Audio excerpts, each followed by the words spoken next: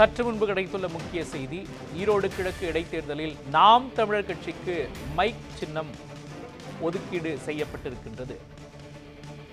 ஈரோடு கிழக்கு இடைத்தேர்தல் வரும் 5ஆம் தேதி நடைபெற இருக்கக்கூடிய சூழலில், பிரச்சாரம் சூடு பிடித்திருக்கக்கூடிய சூழலில், நாம் தமிழர் கட்சிக்கு மைக் சின்னம் ஒதுக்கப்பட்டிருக்கிறது. விரிவான விவரங்களை வழங்குவதற்காக நமது செய்தியாளர் இளங்கோவன் இணைந்திருக்கிறார். இளங்கோவன், தற்பொழுது இறுதி வேட்பாளர் பட்டியலோடு சின்னங்களும் ஒதுக்கப்பட்டிருக்கின்றன. அந்த விவரங்களை நீங்க பதிவு பண்ணலாம். நிச்சயமாக அடுத்த மாதம் நடைபெறப்போக சட்டமன்ற இடைத்தேர்தலில் நாம் தமிழர் கட்சிக்கு மைக் சின்னமானது ஒதுக்கப்பட்டுள்ளது. ஈரோடு கிழக்கு சட்டமன்ற தொகுதி இடைத்தேர்தல் வேட்புமனு வாபஸ் முன்வந்து நிறைந்த நிலையில் சுயேட்சை வேட்பாளர் 8 பேர் வாபஸ் பெற்றனர்.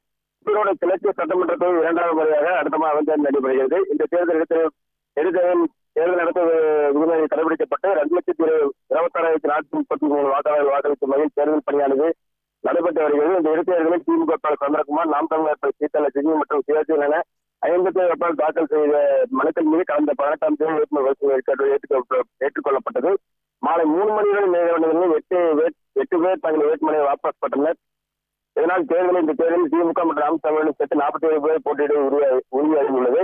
இந்த நிலையில் 8.22% வாக்குகள் அங்கீகரிக்கப்பட்ட கட்சியாக நாம் தமிழர் கட்சி அறிவிக்கப்பட்ட நிலையில் இன்று மைக் சின்னமானது ஒதுக்கப்பட்டது. சீதாலட்சுமிக்கு ஒதுக்கப்பட்டுள்ளது. மகன்,